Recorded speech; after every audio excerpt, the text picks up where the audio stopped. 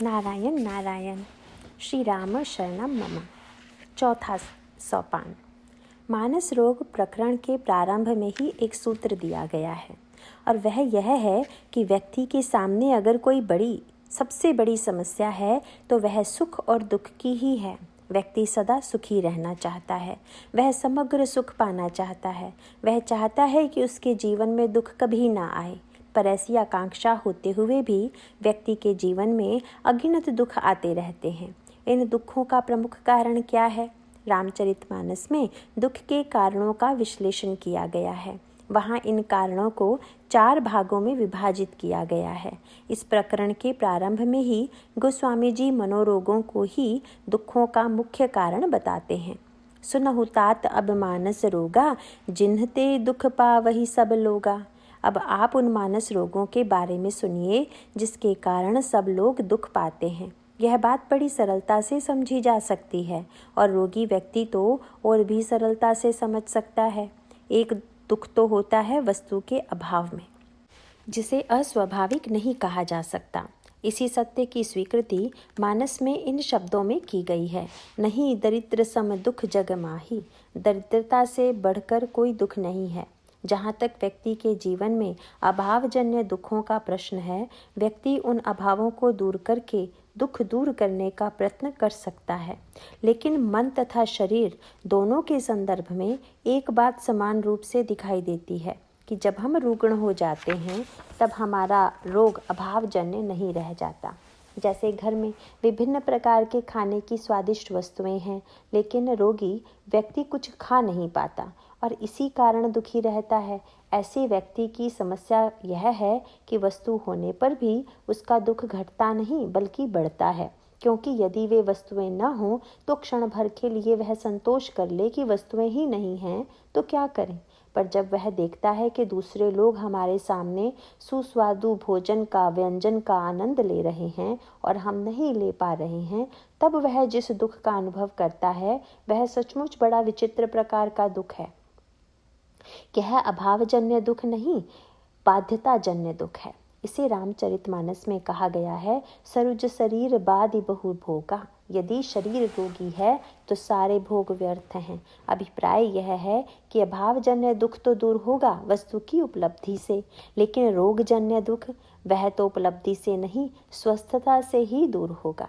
अगर रोगी व्यक्ति स्वस्थ हो जाए तो जो वस्तुएं उसे प्राप्त हैं उनका आनंद लेने में वह समर्थ होगा। शरीर के संदर्भ में यह जितना सत्य है उससे अधिक सत्य यह मन के संदर्भ में है, बल्कि यूँ कहें कि मन के संदर्भ में यह सबसे बड़ा सत्य है। व्यक्ति का मन अगर रोगी है तो ऐसे व्यक्ति की समस्या यह है कि वह सुखों से घिरे होने पर भी सुखी नहीं रह पाता। अब ऐसे व्यक्ति के दुख को दूर करने का क्या उपाय है? गोस्वामी जी ने बड़ी अनोखी बात कही है। पर सुख देखी जरनि सोई छई। दूसरों के सुख को देखकर जो दुख होता है वह अभावजन्य दुख तो नहीं है, तो फिर यह कैसा दुख है? यह रोगजन्य दुख है। मन के इस रोग की तुलना गोस्वामी जी शरीर के राज या क्षमा रोग से करते हैं। दूसरों के सुख को देखकर मन में जलन होना यही मन का राज या क्षमा रोग है। कैसी विचित्र विडंबना है। व्यक्ति दुख नहीं चाहता, सुखी रहना चाहता है, और यह दूसरों का दुख देखकर जलना क्या है? यह कोई अभावजन्य दुख तो है नहीं, कह सकते हैं रोगजन्य दुख है, पर उससे भी कहीं अधिक उपयुक्त होगा कि इसे स्वभावजन्य दुख कहा जाए।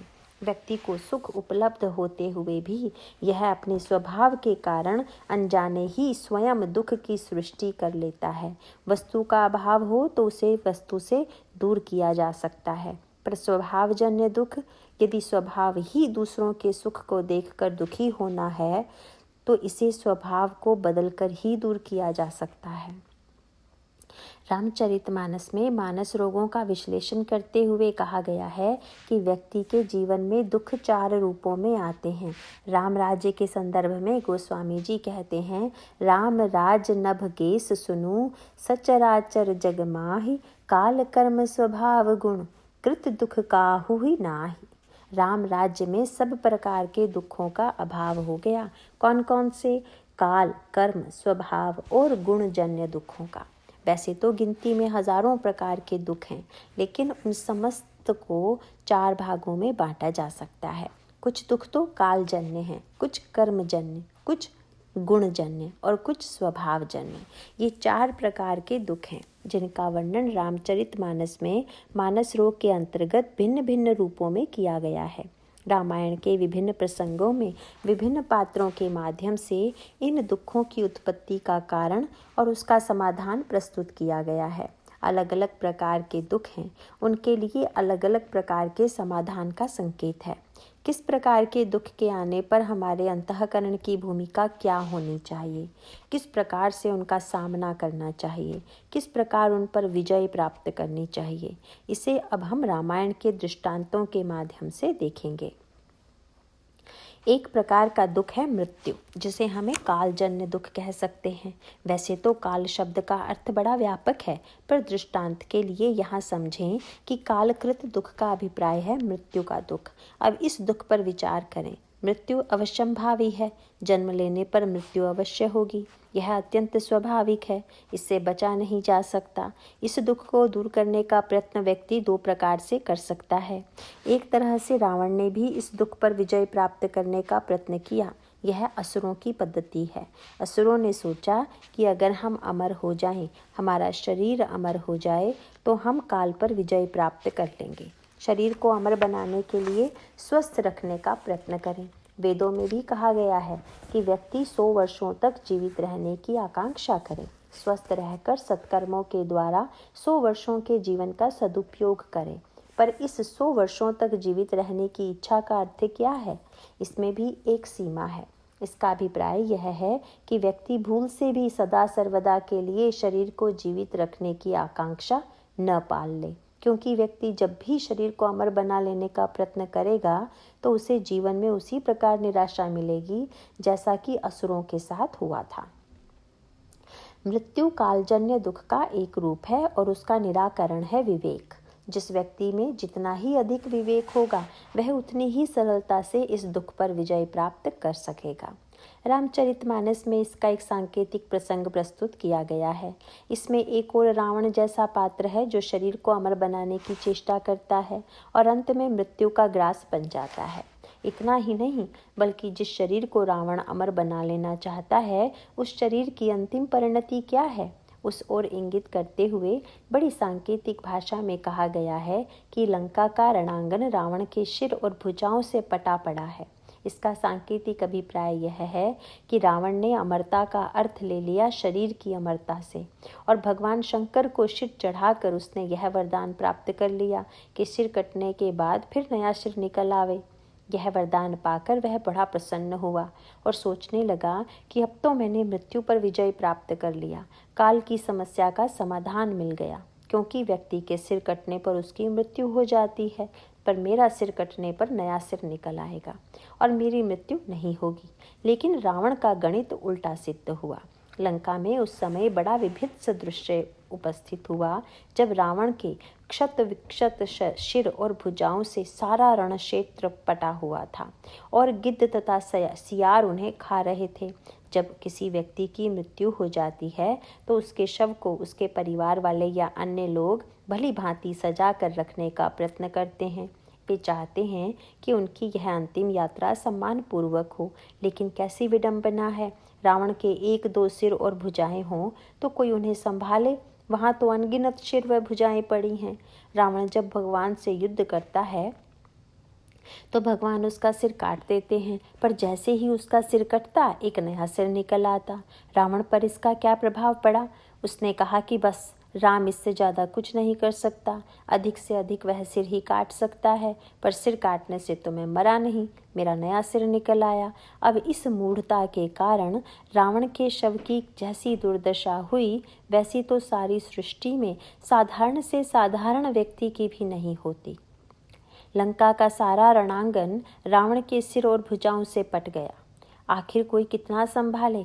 मंदोदरी बड़े दुख पूर्वक देखती है कि चील गीद मंडरा रहे हैं, सियार कुत्ते दौड़ रहे हैं और रावण के सिर और भुजाओं को नष्ट कर रहे हैं। इसका सांकेतिक अभिप्राय यह है कि शरीर तो अनित्य है ही, पर उसे अमर बनाने की चेष्टा में उसकी अंतिम परिणति अतीव विभत्स हो सकती है।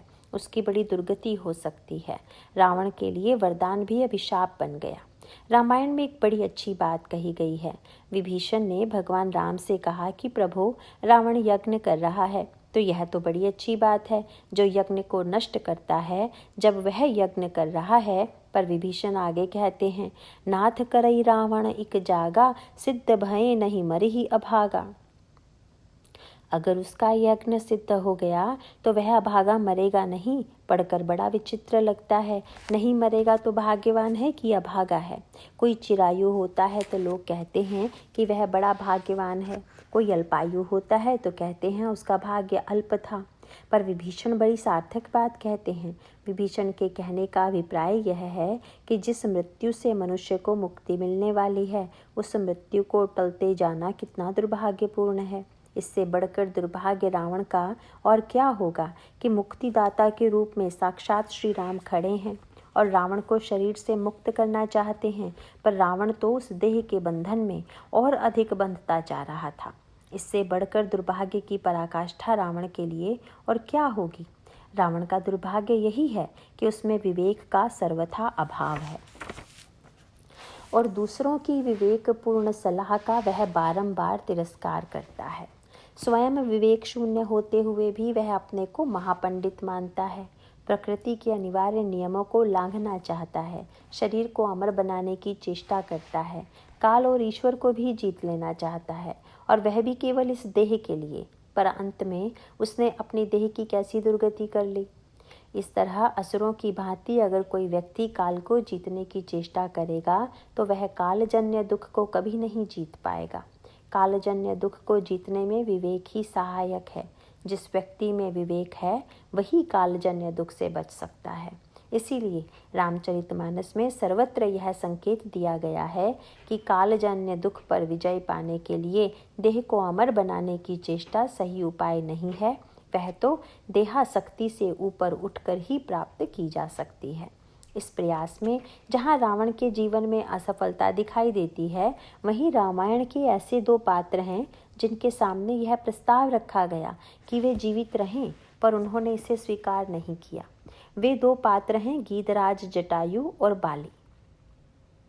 गीधराज जटायु और रावण का युद्ध हुआ और उस युद्ध में ऐसा लगा जैसे रावण जीत गया और जटायु हार गए। रावण ने अपनी कृपाण से उनके पंख काट दिए और वे पृथ्वी पर गिर पड़े। लेकिन कितनी विलक्षण बात है, जीता कौन और हारा कौन। देखने पर तो यही लगता है कि रावण जीत गया और गीधराज हार गए, किंतु यदि अंतरंग में बैठकर देखें तो एक दूसरा ही सत्य सामने आता है। गीधराज गिरकर जमीन पर पड़े हैं। पक्षी का पंख कट जाना मानो उसके जीवन का व्यर्थ हो जाना है। लेकिन गोस्वामी जी कहते हैं कि यहाँ तो दूसरा ही दृश्य है। क्या? कुछ देर बाद जटायु ने देखा कि भगवान राम चले आ रहे हैं। गदगद हो गए। सोचा कि चलो पंख कटना भी सार्थक हो गया। कैसे? पंख होता तो मुझे उड़कर भगवान के पास जाना पड़ता। अब पंख नहीं है तो प्रभु स्वयं चलकर मेरे पास आ रहे हैं। पंख की सार्थकता अर्थात साधना की सार्थकता ईश्वर को पाने में है। पर जहाँ साधना और पुरुषार्थ की सीमा समाप्त हो गई तो भगवान स्वयं कृपा करके आ गए। ऐसी स्थिति में मेरे पंख कट जाना मेरी कोई पराजय नहीं है, यह मेरे लिए कोई दुख की बात नहीं है। पर जब भगवान गीधराज से यह प्रस्ताव करते हैं, मेरे जान तात कछु दिन जी जय, देखई आप सुवन सेवा सुख मोहि पितु को सुख दी जय। मेरे विचार से आप कुछ दिन और जीवित रहें, आप इस पुत्र की सेवा का सुख देखें और मुझे पिता का आनंद दें। गोस्वामी जी ने यहाँ बड़ी अनोखी बात कही है। ईश्वर सच्चिदानंद है, आनंद घन है और जीव के जीवन में हर्ष विषाद सुख दुख आदि लगे रहते हैं। परंतु यहाँ तो दृश्य ही उल्टा है। राम कहा तनु राखहु ताता, मुख मुस्काई कही तेहि बाता। श्री राम का प्रस्ताव सुनकर गीधराज के मुख पर हंसी आ गई। और भगवान की क्या दशा है, जल भरी नयन कहई रघुराई। ईश्वर रो रहे हैं और जीव हंस रहा है। इससे बढ़कर विचित्र दृश्य और क्या होगा। भगवान राम आंसू बहा रहे हैं और गीधराज जिनके पंख कटे हुए हैं इतने कष्ट में हैं। भगवान उनसे जीवित रहने का प्रस्ताव करते हैं। सुनकर उन्हें हंसी आ गई। भगवान का प्रस्ताव उन्होंने स्वीकार नहीं किया। इसका तात्पर्य क्या है? प्रभु श्री राम ने कहा कि आप कुछ दिन और जीवित रहिए, इसका अर्थ है कि उसके बाद मरिए, तो कभी ना कभी तो मरना ही पड़ेगा। मृत्यु तो अवश्यंभावी है, तो फिर आज मैं इस सार्थक मृत्यु को क्यों छोड़ दूं? इस शरीर का जो सर्वश्रेष्ठ उपयोग हो सकता था वह हो गया। पवित्र कार्य में मेरा शरीर उत्सर्ग हो गया और इस समय मुझे आपका दर्शन हो रहा है। जिनका नाम स्मरण करना भी कठिन है, उनका साक्षात दर्शन हो रहा है। ऐसी विलक्षण मृत्यु छोड़ दूं तो मुझसे बढ़कर अभागा और कौन होगा? मुझे तो लगता है कि मेरे मरिबे समन चारि फल हो हैं तो क्यों न कही जाई। महाराज, जीवन के 4 फल हैं, धर्म, अर्थ, काम और मोक्ष। मेरा यह मरण उनसे भी महान है। धर्म की दृष्टि से परहित सरिस धर्म नहीं भाई। मेरा शरीर परहित के लिए जा रहा है, इसलिए धर्म की दृष्टि से यह सार्थक है। अर्थ की दृष्टि से देखें तो व्यक्ति सोचता है कि लागत कम और लाभ अधिक हो। गीधराज ने कहा, महाराज देख लीजिए, मैं मृत्यु में कम लगाकर अधिक पा रहा हूँ। इस गीध शरीर को छोड़कर मैं कौन सा शरीर पाऊंगा? भगवान बोले कि आपको मेरा शरीर मिलेगा, आप सारूप्य मुक्ति प्राप्त करेंगे। गीधराज बोले, तो क्या इससे बढ़कर बढ़िया व्यापार कोई हो सकता है? इस जर्जर गदगीध शरीर को छोड़कर विष्णु का चतुर्भुज रूप मिले, ऐसा लाभप्रद व्यापार को छोड़कर बूढ़े शरीर में पुनः लौट आऊं, यह तो मेरे लिए बड़े घाटे का सौदा होगा। इसीलिए अर्थ की दृष्टि से भी यह मृत्यु श्रेष्ठ है। और काम के संदर्भ में कहते हैं कि कामी व्यक्ति सौंदर्य चाहता है। मैं तो अत्यंत कुरूप हूँ। आपका सौंदर्य पाकर काम की दृष्टि से मुझे सर्वोत्तम उपलब्धि हो रही है। मुक्ति का सुख तो मरने के बाद राक्षसों को भी मिलता है, पर मैं तो अपने जीवन काल में ही मुक्त हो गया। मृत्यु भी कई तरह की होती है, पर ऐसा सार्थक मृत्यु कि आप गोद में लिए हुए हैं, आपके कर कमल मेरे मस्तक पर हैं, यह तो जीवन मुक्ति है। 2 शब्द हैं, मुक्ति और जीवन मुक्ति। मुक्ति तो रावण की भी हुई, पर कब? जब उसके शरीर का नाश हुआ। इसका अभिप्राय यह है कि उसने अपने शरीर को सीमा में घेर रखा था। शरीर से अलग होने पर ही रावण मुक्त हुआ। पर गीधराज की विशेषता यह है कि जीवित रहते हुए भी, शरीर में रहते हुए भी वे मुक्त हैं, क्योंकि शरीर के बंधन को उन्होंने स्वीकार ही नहीं किया। उन्होंने भगवान से कह दिया कि अब इस शरीर को रखने की आवश्यकता नहीं है। इसका सांकेतिक अभिप्राय यह है कि एक ओर तो मृत्यु का विजेता रावण है जो मृत्यु का ग्रास होने जा रहा है, और दूसरी ओर मृत्यु का ग्रास बन जाने वाले गीधराज हैं जो मृत्यु के पूर्व ही मृत्यु पर विजय प्राप्त कर लेते हैं। वे जानते हैं कि शरीर तो नाशवान है, अनित्य है। नित्य और अनित्य के भेद को जान लेने के कारण अपने विवेक से उन्होंने काल के दुख को जीत लिया। इसीलिए उनके होठों पर हंसी आ गई।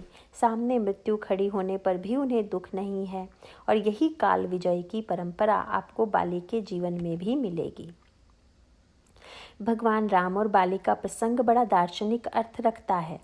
यहाँ पर बाली के जीवन में भी काल विजय का क्रम दिखाई देता है। बाली ने अनेक राक्षसों को मारा, पर उसका दुर्भाग्य यह था कि उसने जितने भी राक्षसों पर विजय प्राप्त की थी, वे सभी विजय उसके लिए दुर्भाग्यपूर्ण रहे।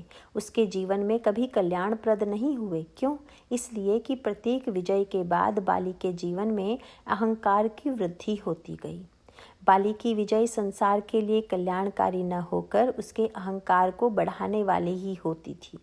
इससे संबंधित एक सांकेतिक कथा है। ऋष्यमुख पर्वत पर सुग्रीव रहते थे। उनसे प्रभु ने बड़े आश्चर्य के साथ पूछा कि बाली जब सर्वत्र तुम्हारा पीछा करता रहा तो यहाँ क्यों नहीं आया?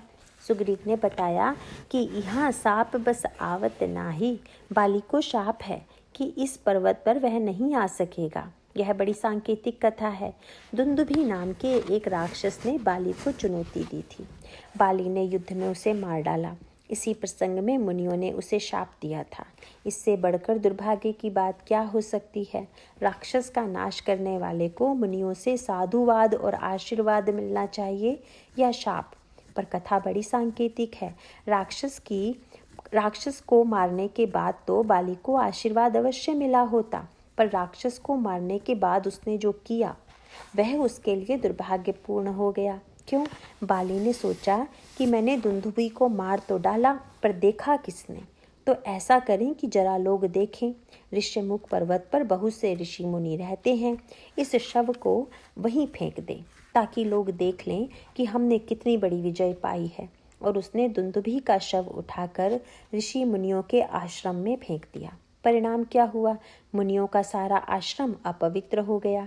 इससे क्रुद्ध होकर ऋषियों ने शाप दे दिया कि जिस व्यक्ति ने ऐसा किया है वह यदि इस पर्वत पर आएगा तो उसकी मृत्यु हो जाएगी। बड़ा सूक्ष्म संकेत है। सत्कर्म में भी अगर दंभ और अभिमान सम्मिलित हो जाए, व्यक्ति अगर सत्कर्म को भी प्रदर्शन की वस्तु बना ले, तब क्या होगा? जो लोग सत्कर्म करके दिखावा करते हैं वे अन्यत्र तो सम्मान प्राप्त करने के अधिकारी हैं, पर ऋष्यमुख पर्वत पर जाने के अधिकारी नहीं हैं। वे तो वस्तुतः शाप और मृत्यु के ग्रास बनने के अधिकारी हैं। बड़ी विलक्षण बात है। जब तक बाली विजेता रहा तब तक वह सत्य से दूर रहा, और जब उसके जीवन में पराजय हुई तब उस पराजय के क्षण में उसके सामने सत्य का, तत्व ज्ञान का उदय हुआ। गोस्वामी जी लिखते हैं, राम चरण दृढ़ प्रीति करी, बाली कीन्ह तनु त्याग। और अगला वाक्य बड़ा महत्वपूर्ण है।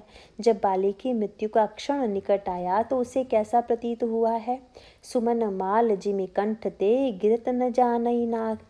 वैसा ही जैसे हाथी के गले से फूलों की माला गिर जाए तो उसे पता नहीं चलता। इस पूरे संवाद में बाली के चरित्र का क्रमिक विकास दिखाई देता है। यह ज्ञान का संदर्भ है। शरीर का परित्याग करते समय बाली को रंच मात्र भी दुख नहीं होता। यह बाली के चरित्र का चरम विकास है, उसके जीवन की सर्वोत्कृष्ट परिणति है।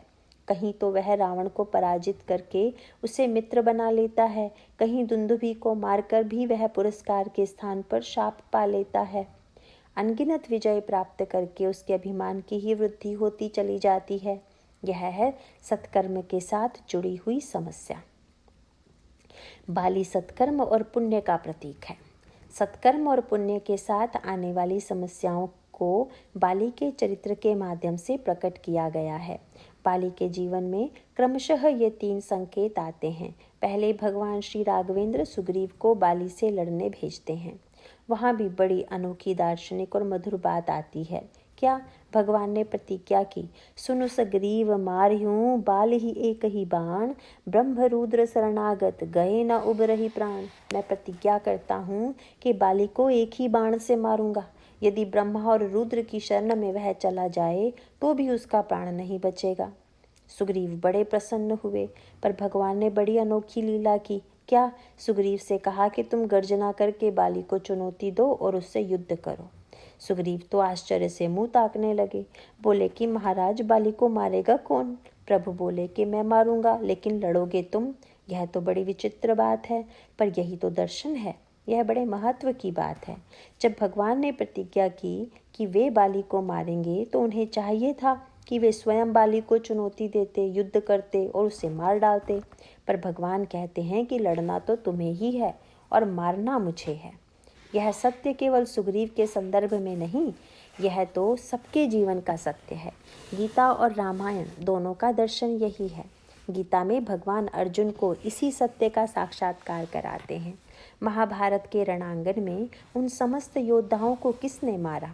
मारा तो भगवान ने, क्योंकि भगवान ने अर्जुन को अपने विराट रूप का दर्शन कराया तो उसमें अर्जुन ने देखा कि सारे योद्धा मरे पड़े हैं।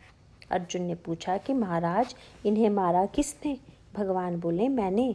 तो अब मुझे तो नहीं मारना पड़ेगा? बोले कि नहीं, पर लड़ना तो तुम्हें ही पड़ेगा। मय्यई वैति निहता पूर्वमेव निमित्त मात्रम भव सव्यसाचिन। मैंने भले ही इन्हें पहले से मार दिया है, पर युद्ध तो तुम्हें ही करना है, और यही भगवान की प्रेरणा है। कर्म तुम करो, पर परिणाम तो मैं ही दूंगा। लड़ना कर्म है और अंत में परिणाम विजय है। अगर मैं जीव से कह दूं कि तुम मत लड़ो, तब तो वह तमोगुणी और निष्क्रिय हो जाएगा, और यदि वह यह जान ले कि विजय भी उसके बस की बात है तो उसके अंतःकरण में अभिमान आ जाएगा। इसीलिए भगवान सुग्रीव के माध्यम से जो जीवन दर्शन देते हैं वह बड़ा अनोखा है। वे कहते हैं कि बाली को मारूंगा तो मैं, पर याद रखो कि युद्ध तुम्हें ही करना है। अभिप्राय यह है कि वास्तव में बाली के विजेता तो भगवान राम ही हैं, पर सुग्रीव उसके निमित्त बने। सुग्रीव इस दर्शन को स्वीकार कर लेते हैं। यह बोध ही भक्ति का स्वरूप है, जिसे भगवान सुग्रीव के जीवन में क्रमशः विकसित करते हैं। प्रभु की कृपा दृष्टि बाली और सुग्रीव दोनों पर है। वे दोनों का कल्याण कर रहे हैं। एक और सुग्रीव हैं जिन्हें भगवान राम युद्ध के लिए प्रेरित कर रहे हैं और उनकी दुर्बलताओं को धीरे धीरे दूर कर रहे हैं। और दूसरी ओर तो बड़ी अनोखी बात देखने में आती है। सुग्रीव को वे ये कहकर युद्ध करने भेज देते हैं कि बाली को वे मारेंगे, पर उस युद्ध में जब बाली सुग्रीव पर प्रहार करता है तब भगवान कोई हस्तक्षेप नहीं करते। बड़ा अनोखा कार्य था प्रभु का। बेचारे सुग्रीव बाली के मर्मांतक प्रहार से अत्यधिक कंठित होकर, कष्टित होकर अपने स्वभाव के अनुसार भागे और भगवान के पास आकर उलाहना देते हुए बोले कि महाराज, आपने तो कहा था, सुनो सुग्रीव, मारे हूँ बाली ही एक ही बाण, मैं एक ही बाण से बाली को मारूंगा, पर बाली मुझ पर प्रहार करता रहा और आपने उसे नहीं मारा। तो इस पर भगवान ने कहा कि समस्या तो यह हो गई, एक रूप तुम भ्राता दो, तेहि भ्रम ते नहीं मारे हूँ सो। मैं पहचान नहीं पाया कि कौन बाली है और कौन सुग्रीव, इसलिए मैंने नहीं मारा। यह वेदांत का ब्रह्म है। यहाँ पर भगवान ने बाली को अपने 3 रूपों का दर्शन कराया, वेदांत का ब्रह्म, कर्म सिद्धांत का ईश्वर और भक्ति का भगवान। और ये तीनों रूपों में से किसी एक को चुनने की उसे स्वतंत्रता देते हैं कि इनमें से जो रूप तुम्हें अभीष्ट हो उसे स्वीकार कर लो। युद्ध में पहले भगवान का हस्तक्षेप न करना और चुपचाप युद्ध देखते रहना उनके समत्व के अनुकूल है। समो अहम सर्वभूतेषु कहकर समत्व का प्रतिपादन किया गया है। रामायण में कहा गया, यद्यपि सम नहीं राग न रोषु, गहई न पाप पुनु गुण दोषु। वेदांत में ब्रह्म का स्वरूप सम है, वह दृष्टा मात्र है, अपनी ओर से प्रकृति के क्रियाकलाप में हस्तक्षेप नहीं करता। पहले इसका परिचय दिया कि यह वेदांत का ब्रह्म है। यह परिचय किस लिए दिया? जब तारा ने बाली से कहा कि सुग्रीव आपको जो चुनौती दे रहा है, इस घटना के पीछे बल किसका है, जरा इस पर तो ध्यान दीजिए, तो बाली ने कहा कि मैं जानता हूँ कि इसके पीछे भगवान श्री राम का बल है। तब तारा ने कहा कि तब तो आपको और भी सावधान रहना चाहिए। उसने कहा कि तुम राम का नाम सुनकर घबरा गई, तुम नहीं जानती, पर मुझे राम का ज्ञान है। राम कैसे हैं? तो कहा, कह बाली सुन भीरु प्रिय, समदर्शी रघुनाथ। तुम भीरु हो, डर जाती हो, तुम्हें सच्चा ज्ञान नहीं है। भगवान राम तो समदर्शी हैं, लेकिन याद रखिए, भगवान के समदर्शित्व के दुरुपयोग करने की जैसी बात बाली के मन में आई, बहुतों के जीवन में यही बात आती है। ईश्वर समदर्शी तो है, पर इस ज्ञान की प्रतिक्रिया या फल हमारे जीवन में क्या होना चाहिए? यह होना चाहिए कि ब्रह्म समदर्शी है और हम ब्रह्म के अंश हैं, जीव ब्रह्म से अभिन्न है। ऐसा बोध होने पर अगर हमारे अंतःकरण में समत्व आ जाए तो ब्रह्म के समत्व का ज्ञान बड़ा सार्थक और कल्याणकारी हो। पर यदि हम उल्टा अर्थ ले लें तब तो यह समत्व का ज्ञान बड़ा खतरनाक है। क्यों? पता चल गया कि भगवान सम हैं और पाप और पुण्य दोनों में तटस्थ हैं, तो प्रसन्न हो गए कि खूब पाप करो, क्योंकि जब वे सम हैं तब तो वे पाप और पुण्य में भेद करेंगे नहीं। बाली ने यही अर्थ लिया, भगवान अगर सम हैं तो मैं सुग्रीव पर प्रहार करता रहूँगा और भगवान देखते रहेंगे। इसका अभिप्राय यह है कि ब्रह्म के समत्व का ज्ञान अगर किसी व्यक्ति को समाज में अत्याचारी बना दे और उस समत्व ज्ञान की आड़ में यदि व्यक्ति मनमाना आचरण करने लगे तो उसका क्या परिणाम होगा? उसका परिणाम दिखाई देता है बाली के जीवन में। भगवान के समत्व का प्रतिपादन करके जब बाली चलने लगा तो गोस्वामी जी से किसी ने कहा कि वेदांत की कितनी बढ़िया बात आज बाली ने कही है, कम से कम आज तो इसे ज्ञानी की उपाधि दे दीजिए। गोस्वामी जी ने कहा, यह ज्ञानी नहीं है। तो फिर बोले, अस कही चला महा अभिमानी। वह ज्ञानी नहीं, अभिमानी है। अभिप्राय यह है कि अगर उसे सच्चा ज्ञान हो जाता तो समझ लेता कि वस्तुतः सुग्रीव में और मुझ में रंच मात्र भी भेद नहीं है। ज्ञान हो जाने पर तो उसमें ब्रह्म का समत्व आ जाता, पर उसमें यह वृत्ति आ गई कि हम सुग्रीव को सताएंगे और भगवान कुछ नहीं बोलेंगे। भगवान बोले कि अच्छा चलो, हम एक क्षण के लिए वेदांत का ब्रह्म बन जाते हैं। भगवान के इस समत्व के पीछे और भी एक तत्व निहित था। सुग्रीव को भी वे इसी प्रसंग में शिक्षा देना चाहते थे। भगवान ने जब बाली को मारने की प्रतिज्ञा की तो सुग्रीव के मन में क्षणिक ज्ञान वैराग्य आ गया। उन्होंने भगवान राम से कहा कि महाराज, मैं तो समझता हूँ कि यह संसार मिथ्या है और बाली परम हित जासु प्रसादा, मिले हु राम तुम समन विसादा।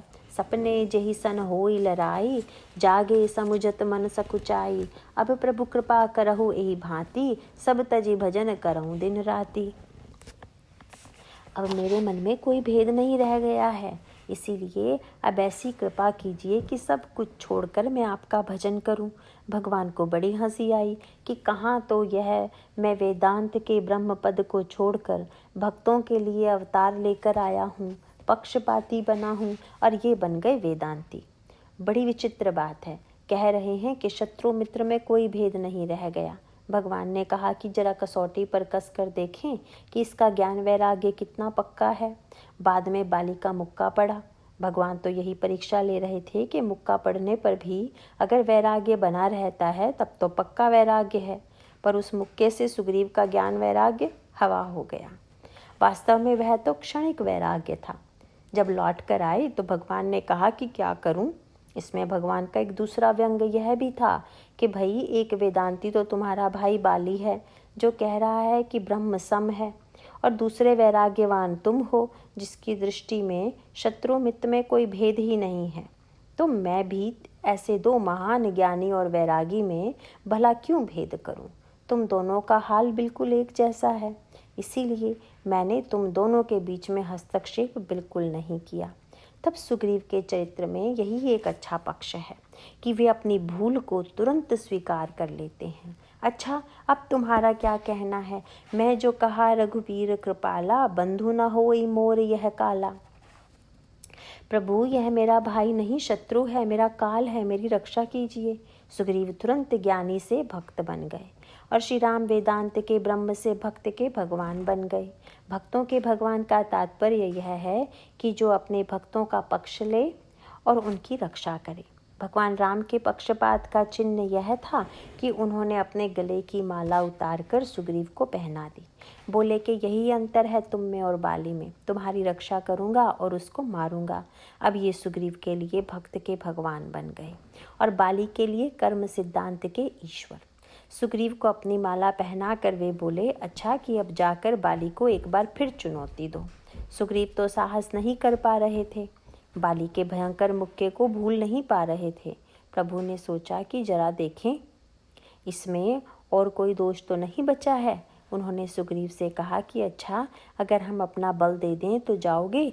सुग्रीव तैयार हो गए, बोले हाँ जाऊंगा।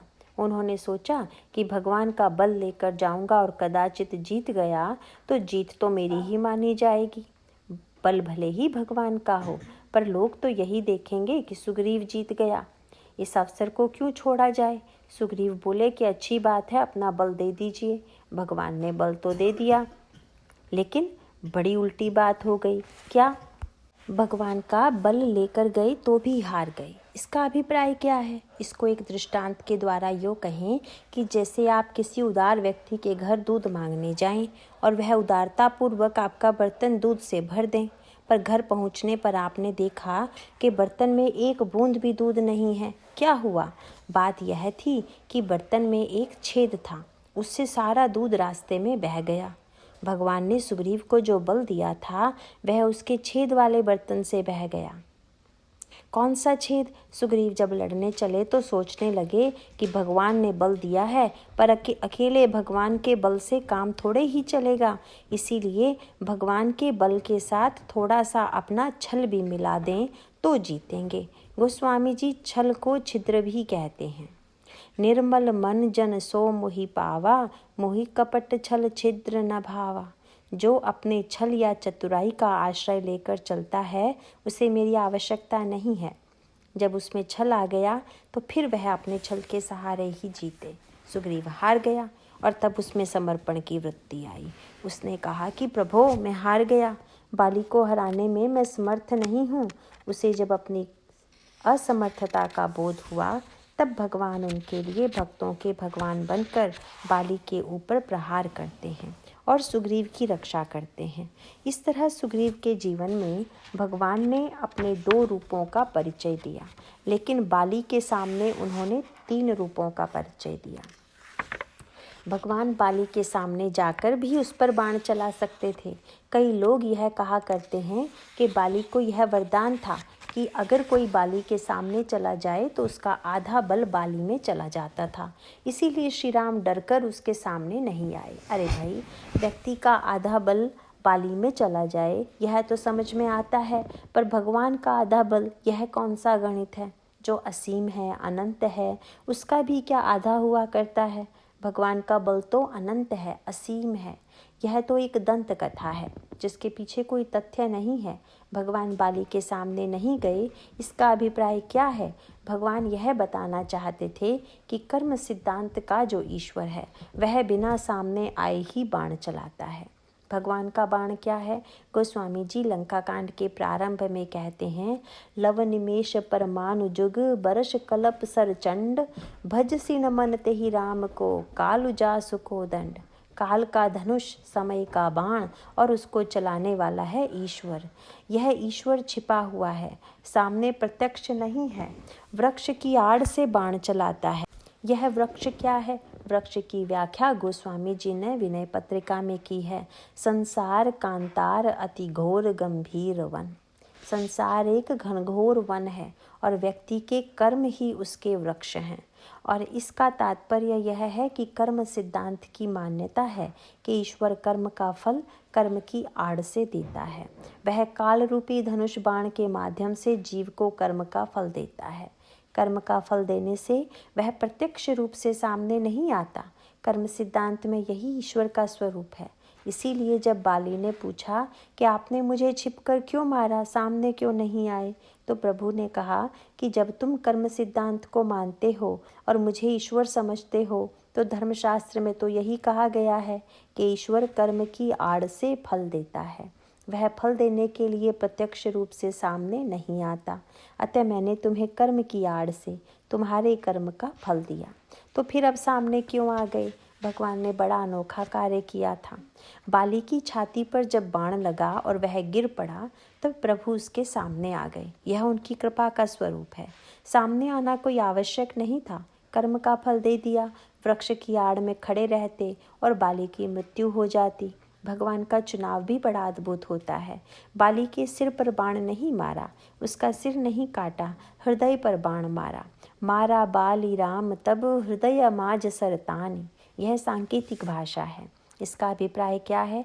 भगवान ने सोचा कि इसका सिर तो ठीक है, अर्थात बुद्धि ठीक है, बातें तो ज्ञान की करता है, पर हृदय में अभिमान है, अभिमान नष्ट करना है, इसीलिए हृदय पर बाण मारा। और जैसे ही अभिमान नष्ट हुआ वे प्रकट हो गए, भय प्रगट कृपाला। अब वे वेदांत के ब्रह्म अथवा कर्म सिद्धांत के ईश्वर नहीं बल्कि कृपालु ईश्वर भक्तों के भगवान के रूप में प्रकट हो गए। वे ईश्वर भक्तों के लिए अवतरित होते हैं, मनुष्य रूप में अवतार लेते हैं। बाली ज्यों ही गिरा भगवान राघवेंद्र तुरंत उसके सामने प्रकट हो गए। भगवान ने यह जो 3 रूप बाली को दिखाया, इसका अभिप्राय क्या है? वे बाली को अवसर देते हैं। बाली कहता है कि ब्रह्म सम है। भगवान सुग्रीव को भेजकर उसे अवसर देते हैं कि अगर तुम समझते हो कि ब्रह्म सम है तो तुम भी समत्व में आरूढ़ हो जाओ, पर तुम्हारे अंतःकरण में तो भेद बुद्धि है। इस भेद बुद्धि से प्रेरित होकर तुमने जो कर्म किया, इसका परिणाम भी मैंने कर्म सिद्धांत के ईश्वर के रूप में तुम्हें दे दिया। और अब अगर तुम्हें भक्ति का भगवान चाहिए तो लो, मैं तुम्हारे सामने खड़ा हूँ। भक्ति भगवान की कृपा का पक्ष है, करुणा का पक्ष है। ज्ञान और कर्म का ईश्वर निराकार है, पर भक्ति का ईश्वर साकार है।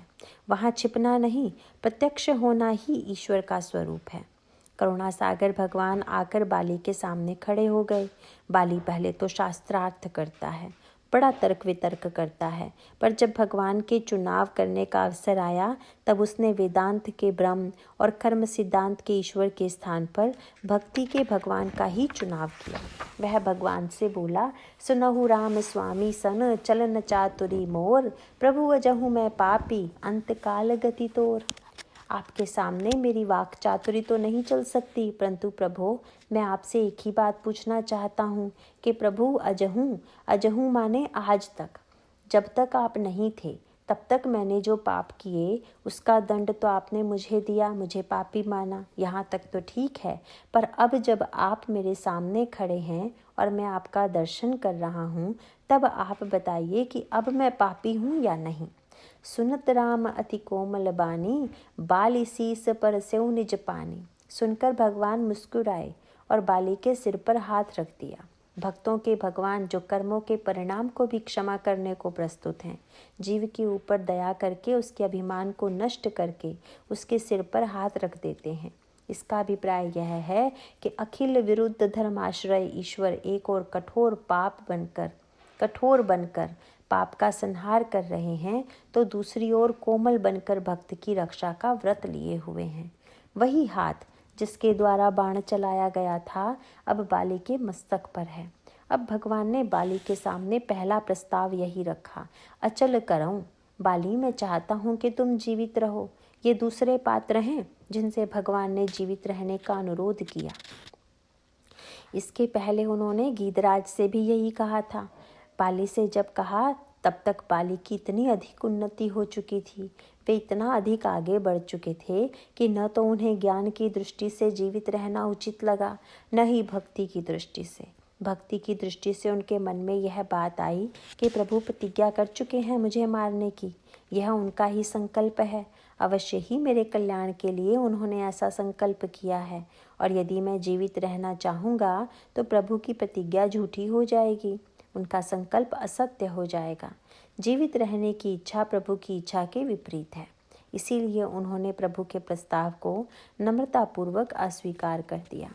लेकिन इससे भी बड़ी बात तो यह हुई कि बाली के जीवन में तत्व ज्ञान का उदय हो गया। भगवान कहते हैं कि बाली, मैं तुम्हें नहीं, तुम्हारे अभिमान को मारना चाहता था, वह मर गया।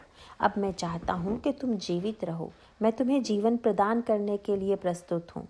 बाली तुरंत बोले कि प्रभु, क्या आप मुझ पर प्रसन्न नहीं हैं? क्यों? अगर आप मुझ पर प्रसन्न होते तो यह ना कहते कि तुम जीवित रहो। बाली की दृष्टि कितनी बदल चुकी है। हम में से अगर किसी से भगवान पूछ दें कि क्या मैं तुम्हें अमर बना दूं, तो हमें कैसा लगेगा? लोग तो गदगद हो जाएंगे कि बस महाराज, इससे बढ़िया बात और क्या होगी। पर बाली के जीवन में कितना विकास हो चुका है। कहते हैं, मोहि जानी अति अभिमान बस। प्रभु, क्या आप समझते हैं कि अभी भी मेरा देहाभिमान बना हुआ है? क्या अब भी मैं इस देह की आत्मा मानकर इस देह को बचाने की चेष्टा करूँगा? मोहि जानी अति अभिमान बस, प्रभु कहेउ राखू सरी रही, अस कवन सट हटी काटी, सुर तरु बारी करही बबू रही। बड़ी सुंदर बात कही बाली ने। शरीर और आत्मा की बात है। शरीर का क्या महत्व है? जैसे हम एक छोटा सा पौधा लगाते हैं तो उसकी रक्षा के लिए उसके चारों ओर बाड़ भी लगा देते हैं। जब वह पौधा बड़ा होकर वृक्ष हो जाता है तब उस बाड़ की आवश्यकता नहीं रह जाती।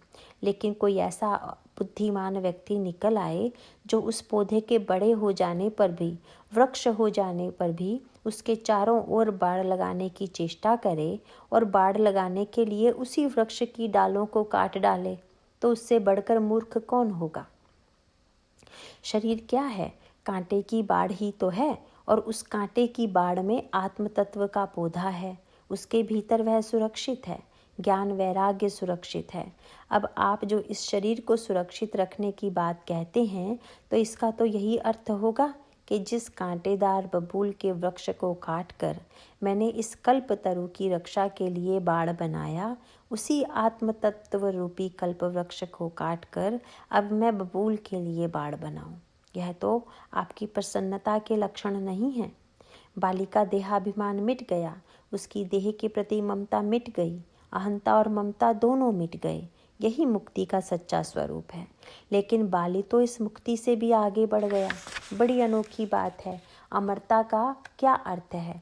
देह के प्रति अहंता और ममता ही तो मृत्यु है।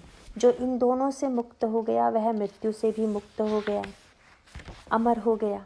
बाली तो मुक्त हो ही गया, पर साथ ही उसने भगवान को बांध लिया। भक्ति की यही विलक्षणता है। ज्ञानी भी मुक्त होता है, पर भक्त की विशेषता यह है कि वह स्वयं मुक्त होने के साथ साथ भगवान को बांध भी लेता है। बाली ने भगवान को कैसे बांध लिया? विभीषण जी ने भगवान से पूछा था कि महाराज, आपको बांधने का उपाय क्या है? भगवान बोले कि रस्सी तो तुम्हारे पास ही है, उससे जो दूसरों को बांधे हो उन्हें छोड़कर मुझे बांध लो। जननी जनक बंधु सुत दारा, तनु धनु भवन सुहृद परिवारा। सब कई ममता ताग बटोरी, मम पद मन ही बांध बरी डोरी। ममता के धागों को संसार से निकालकर मेरे पैरों में कसकर बांध दो। ज्ञानी तो ममता का त्याग करता है और भक्त अपनी ममता को भगवान के पैरों में पिरो देता है। बाली में अपने शरीर के प्रति जो अहमता थी उसे तो उन्होंने भगवान के चरणों में अर्पित कर ही दिया, और ममता का जो केंद्र था, पुत्र, मेरा पुत्र, उस अंगद को भी बुलाया और उसका हाथ पकड़कर भगवान के हाथ में दे दिया। कहा कि प्रभु, अब आप जरा अंगद का हाथ पकड़ लीजिए। परिणाम क्या हुआ? अहमता प्रभु के चरणों में और ममता हाथों में। प्रभु के हाथ बंध गए। यह तनय मम सम विनय, बल कल्याण प्रद प्रभु लीजिए। गही बाह सुर नर नाह, आपन दास अंगद कीजिए।